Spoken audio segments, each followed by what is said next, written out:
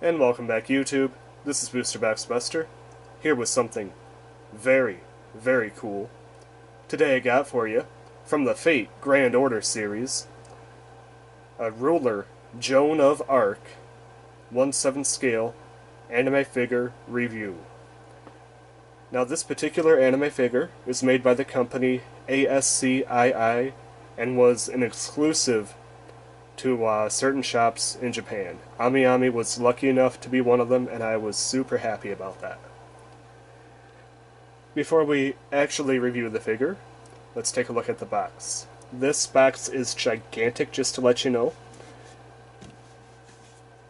Yeah, and on the front here, we have a very lovely image of Joan of Arc, wielding her magnificent flag. On the side here we have a close-up image, very, very cool. On the back we have some close-up shots. And then of course all the information down below. You guys can't see it because it's way too big of a box to display it all at once, so I'm going to raise it up a little bit so you guys can at least see it. There you go. And on the other side we have some very lovely another front image of her with her tilting to the other side on the larger back image. Now, something a little bit different about this box compared to most other boxes, no window packaging whatsoever, and I think that is purely due to the flag, because it looked kind of a mess when you pulled it out of the original packaging. But without further ado, let's take a look at the actual anime figure of Joan of Arc.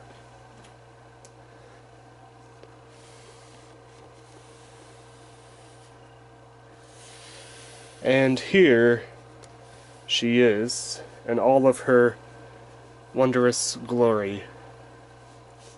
Sorry about that, there seems to be something on the back there. Now I gotta say, with the additional flagpole, this anime figure stands really, really tall. How tall? I got something to show you here, just a little bit of a comparison. It's not just one soda can tall, not just two soda can talls, but from the base of the figure to the tip of the spear. You can't quite see it in this image, but it stands just over three soda cans tall. So if you're worried about shelf space, keep in mind that to properly display this anime figure with her staff, you do have to have at least 3 soda cans worth of space in order to display it. So keep that in mind for any of those collectors that have a very tight space. With that information out of the way, let's get into the anime figure review proper. As you can see from a simple turnaround here, the figure is supported, or the flag is supported by multiple studs, and those are necessary because this flag is all PVC and it is very heavy. I mean, this is all solid all the way through. It probably weighs just as much, if not more, than the anime figure herself.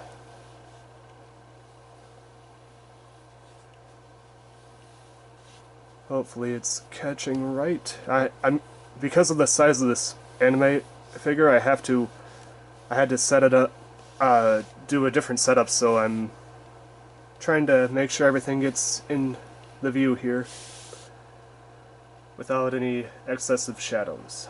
Now I have to say, with that simple turnaround, it looks really, really nice. I did not see really any paint issues, paint flaws on this anime figure, so that is a great start. And without further ado, let's get into the close-up actual review of the whole figure. The first thing, as always, is the base. And I have to say, the base is a very simple black with that little ridge that goes around there. Very, very reflective, so you do get a nice reflective image of the character, but very simple. I wish it would have put like a little nameplate or something on there. As is, it's a very, about as basic as you can be, but the main thing, it is sturdy. It does not feel like it's going to snap in half when I'm just holding it. So that is a good plus. Now let's move on to her shoes. As you can see, she is wearing a very lovely purple guard shoes here. I love the spikes on the ankles there and shins. Very, very well done. Very cool. I like that a lot. And let's move up to the legs. She's wearing either thigh-high stockings or thigh-high socks, or possibly some sort of guard. Very, very lovely. I love the purple shade that they have. It does have a very wondrous shade that kind of goes from a very dark to a very light. So it is shaded and highlighted very well. I do like that. Sorry if this is not the best lighting. Like I said, this is a very unusual setup because this anime figure is much larger than normal. And then let's move on to the bottom of her cloak. Very lovely. Shaded purple. No excessive colors or schemes here. Just a very lovely shade of purple with a very, I don't know if the camera picks it up too well, but like a very dark, just a little bit darker shade of purple, almost to black trim that goes all the way around the bottom of the coat. Very lovely. And then I love the folds in the back here to kind of give it wind motion. I love that a lot, like she's standing on top of a mountain. Which I imagine, this is what I imagine when I see the pose of this figure is she's, you know, just victorious in a battle, walking to the highest point of the city or battlescape and just kind of holding that flag up like that. Very, very cool. And then of course, around the upper thigh here, you do see a little bit of an exposed upper thigh, but not too much to leave something to the imagination. Very cool. And now let's move up to the armor. Or no, actually let's do the sword first and then the armor. The sword has a very lovely purple sheath, which you don't see too often. Like I said, sorry about the shadow. There's nothing I can do about that right now. And the hilt and edge guard of the sword the sheath are just a very stoic gray. And then of course let's move to the actual part of the sword. The top here is very elaborate. You have some purple like stones on the edges here, very lovely. And then on the hilt you have a very simple gray top, and the handle is a purple. And then on the middle piece here you have some very lovely decorations that kind of wrap around there. I love that a lot. Unfortunately, the sword is not removable from the sheath. It is one unit, so you cannot display her with her sword drawn, which is unfortunate. But when you have the flag, you really don't need that. And then let's move to the actual armor itself. The armor is a very simple gray that has some simple design works to it here.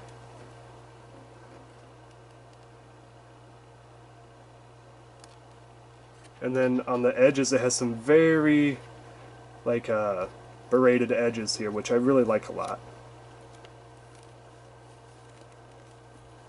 On the side you have some more design work, which I like quite a bit. And then it's layered very well too. It gives it quite a bit of motion, like she's actually moving her body there, which I like a lot. And then of course, to hold the sword in place, you have like a hip guard, which also looks very nice all the way around the character there. Now let's move to the torso. As you can see, the cloak that she is, or well, what would you call that? Like a shawl? Kind of wraps around her shoulders here, because it doesn't look to be connected to the actual coat. It's a darker shade of purple, almost getting into black territory, but still purple.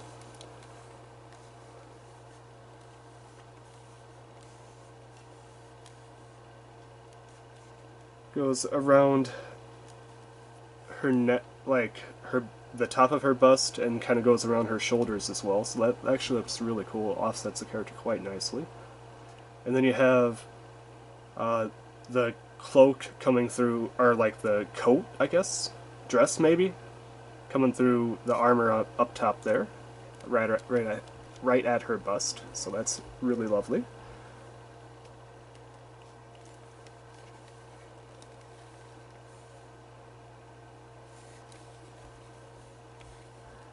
And then let's move up to her neck here. You see some sort of chain that looks to be wrapped around her neck. That's really well done. I'm guessing that's kind of like a dog tag, so that's quite well done. The chain part looks decent, and it kind of gathers up right here on the side of her character. Very cool. And let's move to the arms. The arms, you have some greaves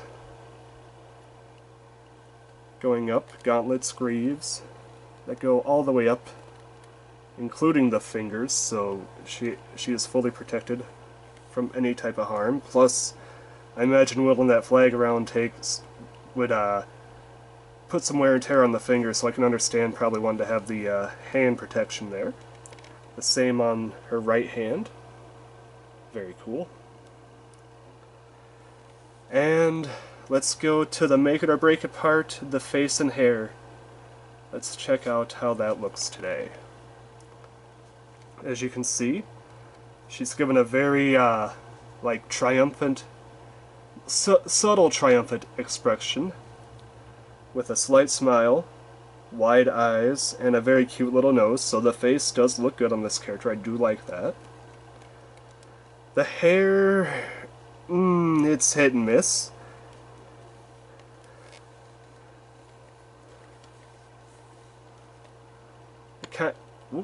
Don't want to have the flag fall over. It kind of goes into a braid in the back, which is actually pretty nice. It fits the figure very well, very compact. However, it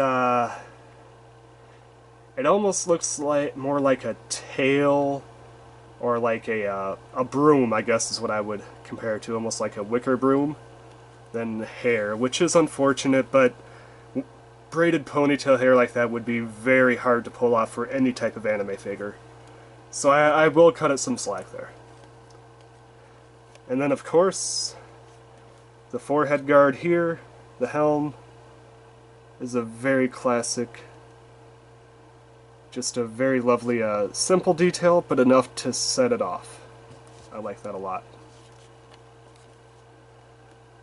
Alright, now with all that out of the way, let's take a look at the reason this anime figure is so expensive, is so large. The flag that she is wielding. As you can see, it has the emblem right here. Very, very lovely. I love that a lot. And then of course it has the what do they call it? The saint symbol here, all throughout the flag. I love that a lot. Sorry about the...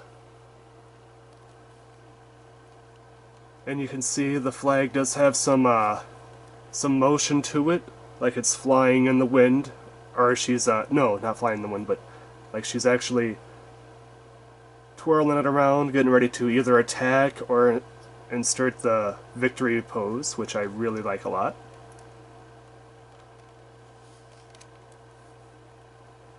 It's trimmed with a very nice gold fleece, and then right inside the gold fleece you have this blue trimmed to the actual fabric of the flag.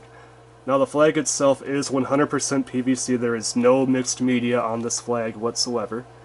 I was kinda hoping that maybe someday somebody could do like an actual like fabric flag. I think that'd look really cool, and like with a thin wire that kind of wraps it on. That's why you could kind of pose it however you want. I think that'd look really cool, but I can understand not doing that because that'd be very degradable over time. It would not stand the test of time compared to PVC.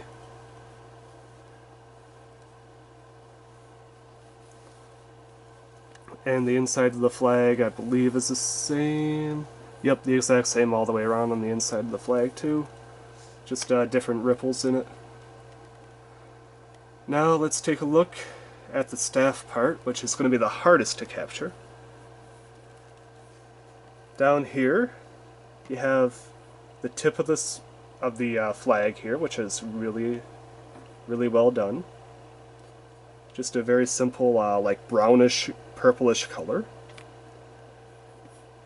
Then you have the tie on top of the flag here. Of course, you need that to hold the flag in place if this were an actual flag. So that is really well done, really well conveyed. That it looks like it just goes all the way through the inside here, wrapped around. Very well done. And then you have, going up, you have the staff, and then you have a mini tie right here to kind of, once again, hold the flag in place. And then you go up to the final tie, which I don't know if it's going to catch or not. Right there. Alright. And then that goes all the way up. I don't know if it's going to fit on camera without tilting. To the tippy top of the bottom of the spear. Sorry, I keep on calling it a spear. It's a flag. It's a flagpole.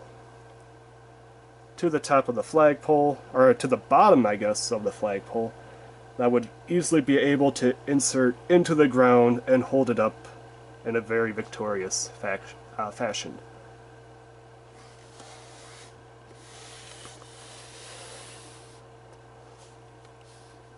Overall, I believe that this is a really, really great anime figure. The paint job is very simple but well done. The armor, once again, has some decals but not overly detailed. And the flag itself looks fantastic. Like she's actually in a motion of twirling or getting ready to implant the flag into the ground. I wish the base had a little bit something more to it. That is one drawback. Even if it had a nameplate, that would be fantastic. That would make this figure so much better. And the supports are needed because that flag is heavy. If you do not put supports on this flag, it's going to eventually drag the character down and probably break the hands off of poor Joan of Arc there. Overall, I have to give this anime figure a solid 8.5 to 9 out of 10. The pros, great art, flag is awesome, the motion of the character looks really great, paint job is pretty decently well done. Cons, the height, for people that don't have room, this figure is probably going to have to be a pass. The base is very simple. Wish they could have done more to it. People that don't like stands may not like this figure as far as support stands. So yeah, overall 8.5 out of 10. Great great figure for anybody's Fate Grand Order collection. This has been Booster Box Buster with the Fate Grand Order Joan of Arc anime figure review, signing out.